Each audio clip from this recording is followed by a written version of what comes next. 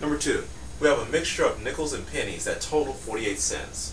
If there are a total of 20 coins, find the number of nickels and pennies. Okay, I want the number of coins to be 20. So I have nickels and pennies. So when I add the number of nickels to the number of pennies, I want this to always be a 20. I also want the value of the nickels and pennies to be a permanent 48 cents. So the value of the nickels will be 0.05 times each nickel. Don't use 0.5 because that's 50 cents. And for the pennies, each value of the penny is 0.01 times each penny. Again, don't use 0.1, that'll be a dime.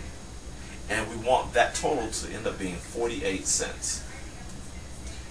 So now from here, I'm going to multiply to solve this everything by 100. And this will move my decimal over, so we'll get 5n plus p equals 48. And then from here, I'm going to multiply this entire line here by a -1. This will give me -n, a -p, and a -20. So I have additive inverses here, and these can be eliminated. So I'll get 4n equals 28, which implies that my nickels are 7 in all. So I have 7 nickels. Remember, we had 20 coins, so n plus p equals 20. If I have 7 nickels plus pennies equals 20 coins, this implies the number of my pennies are 13. So 13 pennies and 7 nickels. Number 4, Sensei wants to mix white chocolate that sells for $3.60 per pound with mint chocolate that sells for $7.20 per pound. How many pounds of each should be used to make 80 pounds of a mixture selling for $4.95? Okay, let's represent this in picture. We have lots of chocolate, white chocolate, that sells for $3.60 for each pound. So this big block here will be all the white chocolate that we have. This will be the white chocolate. And we sell this for $3.60 for each pound from there. Then we also have a big block, big blocks, should I say, of mint chocolate. The mint chocolate is a little more expensive. It sells for $7.20 per pound. Now what we're trying to get is that we want a new block of chocolate, an 80-pound block of chocolate that is made from chocolate from here and here up to 80 pounds or at 80 pounds. But we don't want the price to be $3.60 or $7.20. We want the price for this to be somewhere in between $4.95. So we got to mix just enough of $3.60 and the chocolate from $7.20 so that the price mixture sells at $4.95. But the amount has to be exactly 80 pounds. So we need two equations. One to make sure that the weight is 80 pounds, the mixture is 80 pounds, and then another one that makes sure that the mixture of 360 and 720 gives us $4.95 price at the end. So I want the white chocolate plus the mint chocolate to add up to 80 pounds. Now, for each pound of the white chocolate, I'm going to get $3.60 for each of those pounds. So multiplying $3.60 times each of those pounds, that gives me the amount that I'm getting for the white chocolate. For the mint, I'm getting $7.20 for each one of those pounds. And at the end, I want to get $4.95 for the 80 pounds that will be sold. So $4.95 times the 80. I'm going to clean this up a little bit by multiplying those two. So 3.60W plus 7.20M. Let's see here. Let's see if we can multiply those two. 4.95 times 80. It gives me 396. Okay, next I want to move these decimals over a bit, so I want to multiply everything by 10, and this will give me 36W plus 72M plus 3,960. Using elimination, I'm going to multiply the top one by negative 36. This will give me a negative 36W, a negative 36M, and negative 36 times 80, let's see, that will be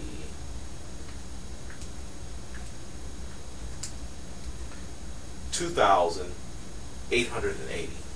2,880. I won't forget my negative there. So the W's cancel. 72M and negative 36M will give us 36M. Now subtracting these two, we get 0. 16, we get 8. That becomes an 8. We get 0. That becomes a 1. So now I want to divide both sides by 36. And I will get net of 6 divided by 36. That'll be 30 pounds. So I need 30 pounds of the mint chocolate. Furthermore, we have W plus M equals 80. So if we put in 30 pounds for the mint chocolate, this implies that the white chocolate must be 50 pounds. So, in all, from the white chocolate, I need 50 pounds from here, and from the mint chocolate, I need 30 pounds in order to get an 80-pound mixture that can be sold for $4.95. Number 6, we're going to find the quadratic function here with the points negative 2, negative 10, negative 1, negative 8, 1, and 2. So, let's set up the general formula of a quadratic, which is ax squared plus bx plus c equals y. And this is our x, this is our y, x and y, x input, y output. Now, let's put negative 2 for x. We get a negative 2 squared plus b negative 2 plus c. And then for the y, the output is negative 10. Next, we'll put in negative 1 for x, so a times negative 1 squared plus b times negative 1 plus c, and the output will be negative 8 for y. Next, we'll have x is going to be 1, so 1 squared plus b times 1 plus c, and the output will be 2. Next, I'm going to simplify these. So negative 2 squared times a is 4a, negative b times negative 2 is negative 2b, plus c equals negative 10. Negative 1 squared times a is 1a. Negative 1 times b is negative 1b, plus c equals negative 8. 1 squared times a is 1a. 1 times b is b, plus c equals 2. Okay, I need to find a variable to eliminate, so I'm going to eliminate my b's. Let me get rid of that little 1, a little distracting for me. I can combine these two and eliminate the b's, and I get 2a, let's put it here, 2a, the b's cancel, plus 2c. The negative 8 and the positive 2 gives me negative 6. Now to eliminate the negative 2b, I'm going to need a positive 2b. So I'm going to multiply this equation by 2 and get a 2a plus 2b plus 2c equals 4. Then I can combine these two. So 2a and 4a gives me 6a. The b's are canceled or eliminated.